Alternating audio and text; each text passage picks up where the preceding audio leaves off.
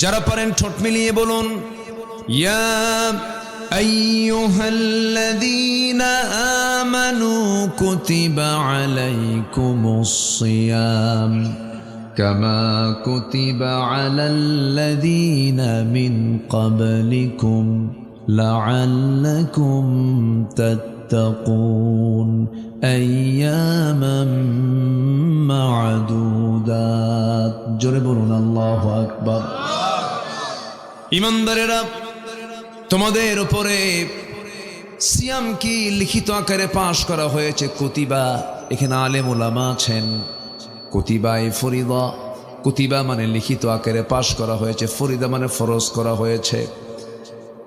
আপনারাই বলুন তো, মুখের দলিল মজবুত না লেখা দলিল মজবুত? মৌখিক না লিখিত?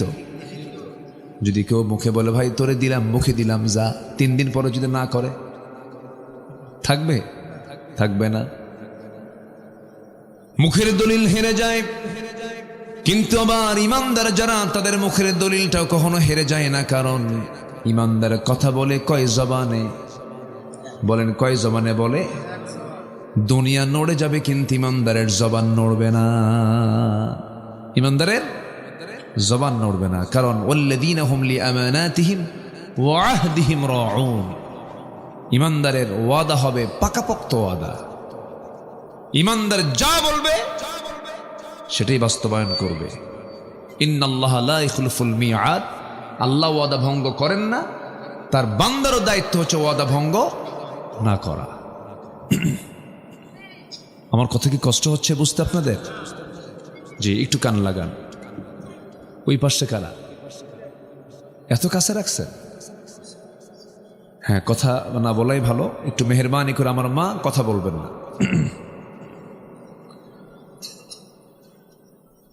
আল্লাহ রাব্বুল আলামিন লিখিত আকারে পাশ করেছেন সিয়ামকে। কুতিবা আলাইকুমুস সিয়াম লিখিত আকারে পাশ করা হয়েছে। শুধু তোমার উপরে নয়, তোমার পূর্বে এই পৃথিবীতে যত মানুষ এসেছে, কামা কুতিবা আলাল্লাযীনা মিন ক্বাবলিকুম লাআল্লাকুম তাত্তাকুন। তাহলে বোঝা গেল এই সিয়ামের হুকুম শুধু এই উম্মতের জন্য নয়, বিগত নবীর উম্মতের উপরও আল্লাহ রাব্বুল আলামিন সিয়ামকে অপরিহার্য করে দিয়েছিলেন। তবে সিস্টেমটা হয়তো ভিন্ন ছিল।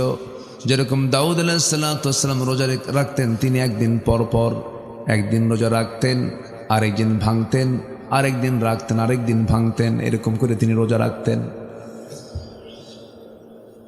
আমার বন্ধুগণ, এই রোজার ফলাফল হলো, আশা করা যায় রোজা যদি রাখতে পারো, রোজার ফলাফল হলো তুমি মুত্তাকি হতে পারবে, পরহেজগার হতে পারবে, সকল প্রকার গুনাহ থেকে তুমি বাঁচতে পারবে, তাকওয়া অর্জন করতে পারবে। তাকওয়া মানে হলো খোদা ভীতি, আল্লাহর ভয়, বেঁচে থাকা, যাবতীয় গুনাহ থেকে নিজেকে গুটিয়ে রাখা, সকল প্রকার হারামকে বর্জন করা, শরিয়া বিরোধী সমস্ত অপকর্ম থেকে নিজেকে পরহেজ রাখার নাম হলো তাকওয়া।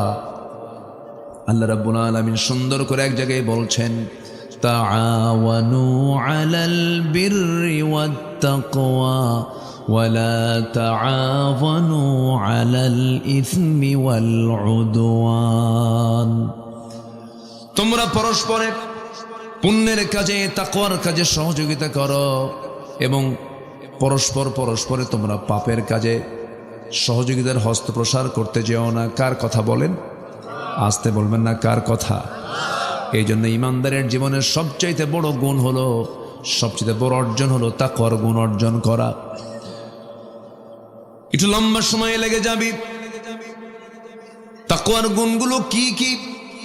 আল্লাহ রাব্বুল আলামিন বিভিন্ন জায়গায় বিভিন্ন ভাবে এটার বর্ণনা করেছেন। যেমন এক জায়গায় বলছেন সূরা বাকারার শুরুতেই, যখন আমরা কোরআনটা খুলব সঙ্গে সঙ্গে পেয়ে যাচ্ছি, যারা পারেন ঠোঁটটা মিলে আমার সঙ্গে বলুন, হুদাল লিল মুত্তাকিন আল্লাযীনা ইউমিনুনা বিল গায়বি ওয়া ইউকিমুনাস সালাতা ওয়া মিম্মা